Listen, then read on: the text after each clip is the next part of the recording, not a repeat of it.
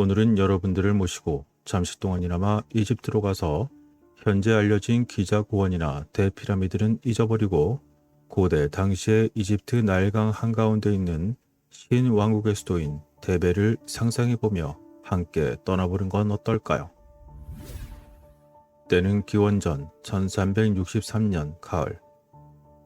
우리 눈앞에는 룩소르 신전의 신선한 석조물 위로 태양이 높이 떠 있습니다. 수학자들은 케메트 밭에서 밀과 보리를 베고 이삭 줍는 사람들은 그 찌꺼기를 모읍니다. 도시 입구의 시장 가판대에서는 부추, 양배추, 무화과, 멜론, 석유를 판매하고 있습니다. 해안가 배에서 사람들은 서로에게 손을 흔들고 농어떼, 메기, 뱀장어떼가 그 가운데 가득하며 필사소에서 일꾼들과 사제들은 죽은 자의 책 속의 상형 문자를 파피루스와 린넨에 조심스럽게 복사하여 유족의 가족들에게 판매합니다. 이러한 모습은 고대 이집트의 호황기였던 제18왕조의 광경이었고, 이집트는 이스라엘과 팔레스타인 땅을 통제하였으며 이전의 적들과 파트너십을 맺어서 지중해에서 나일강을 따라 남쪽으로 뻗었으며 아프가니스탄 산에서는 청금석을, 그리고 크레타 섬에서는 도자기를, 그리고 부두 노동자들은 배에서 상품을 내리고 있으며 신경질적인 상인들은 자신들의 이익 마진을 계산하고 있었고, 어린 아이들은 수영을 하고 개구리를 찾으러 강으로 나갈 때 악어를 조심하라는 말을 어른들로부터 듣습니다.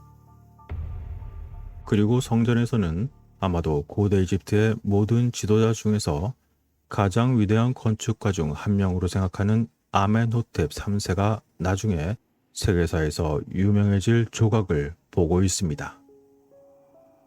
아멘호텝은 자신의 엉덩이에 손을 얹고 만족스럽게 고대를 끄덕이며, 이 조각은 그의 어머니 무템위아가 신과 함께 있는 모습을 보여주며 두 사람이 아멘호텝 자신을 낳기 위해 어떻게 교미를 했는지 매우 섬뜩할 정도로 자세히 설명하고 있었고, 이러한 조각과 그림들은 이제 후손들이 그를 창조신의 직계 아들이자 나일강 중부의 고환자로 볼 것이라고 믿는 그 왕을 매우 기쁘게 하고 있었습니다. 그러나 이와는 다르게 그곳 밖에서는 그 누구도 아무런 신경을 쓰지 않았고, 결국 파라오는 그들을 위해서 항상 큰 돌로 만든 물건들을 만들어 왔습니다. 이집트 수도의 중간 시민들에게는 궁중에 보내야 할 물건들, 그리고 고려해야 할 투자, 그리고 열심히 파야 할 고랑과 고쳐야 할 샌들들, 그리고 사람들과 서로 교환해야 할 험담을 비롯하여 누군가에게 사야 할 선물이나 준비해야 할 저녁 식사가 있습니다. 물론 50년마다 돌아오는 희년이 다가오면 이것은 왕이 호화로운 의상과 행사를 위해서 의료한 건물과 함께 신처럼 행진하는 축제가 성대하게 진행될 것이며, 그날이 오면 모두가 그것을 보러 나갈 것입니다. 이처럼 고대 이집트 사람들은 상업적이고 세속적인 사회의 구성원들이 아니었습니다. 그들은 사후세계에 대한 강한 신념을 가지고 있었고 정성을 다해 조상에게 제물을 바쳤습니다.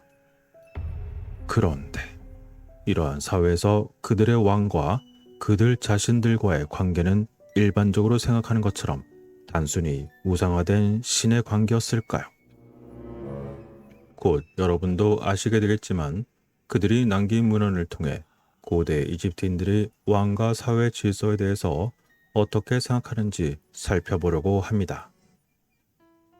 우리는 그들이 종종 경건해 보였지만 한편으로는 분개하기도 하고 비판적이었으며 심지어 기민한 율법주의적 분석도 할 수 있다는 것을 보게 될 것입니다.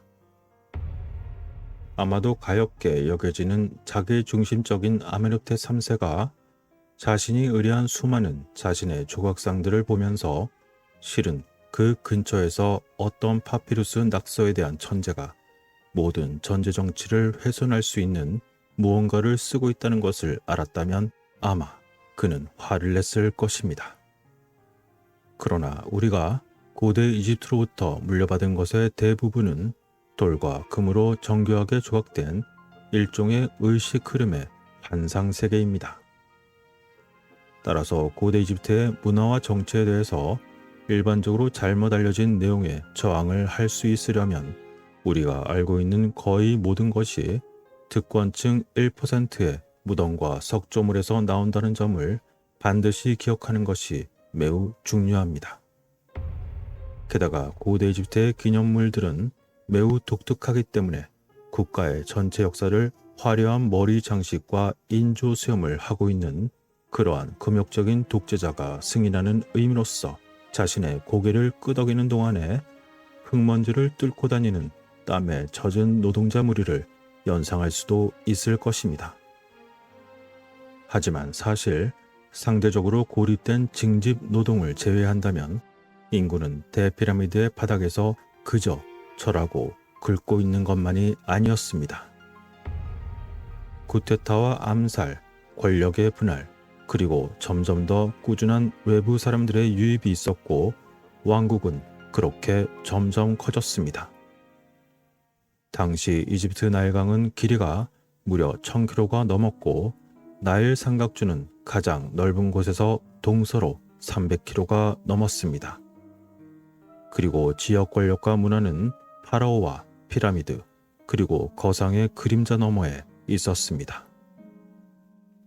따라서 그와 관련하여 이제 2가지 정도로 구성하여 고대 이집트 글에 대해서 이야기할 예정인데, 첫 번째는 기원전 2000년경에 쓰여진 것으로 추정되는 아주 짧은 이야기로서 만일 제목을 짓는다면 아마 난파선 선원 이야기라고 불러야 할지도 모릅니다.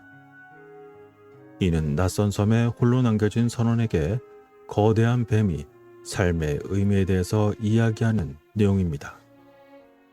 그리고 거기서 다시 수백 년 후로 거슬러 올라가는 2번째 이야기는 아마 농부의 웅변 정도로 제목을 지어야 할지도 모릅니다. 그 농부는 자신의 소유물을 훔치는 지방 관료들을 인정하지 않았고 나중에는 뛰어난 설득력으로 파라오조차 수긍하게 한 억압을 받던 평민의 이야기입니다. 이 2 이야기는 이집트 무덤에서 매우 일반적인 종교적 물언과 함께 찾아낸 약 20개가량 되는 이야기의 일부입니다. 이것은 사실 꽤 작은 수집품에 속할 수도 있지만 그것은 분명히 31개 왕조에 걸쳐서 고대 이집트를 돌고 돌았던 그들 이야기의 아주 작은 부분일 뿐입니다. 게다가 찾아낸 그 파피루스 조각들이 만일 조금만 더 내구성이 있었더라면 우리는 페니키아인과 블레셋인, 가나안인과 이스라엘인, 그리고 아람인과 이집트인 등등 그들 모두가 생각한 세상에 대한 것에 대해 훨씬 더 많이 알 수 있었을 것입니다.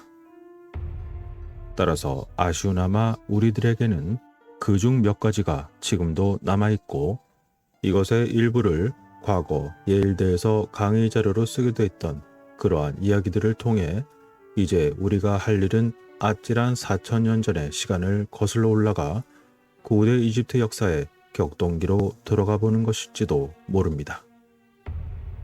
지금 행해지고 있는 어떤 종교보다 오래되고 너덜너덜한 원고에 몸을 기대어 신비한 향기를 들이마시며 익숙하지 않은 검정과 빨강색의 성문을 연구하면서 고대 당시의 그들이 무엇을 말하는지 살펴보는 것이죠.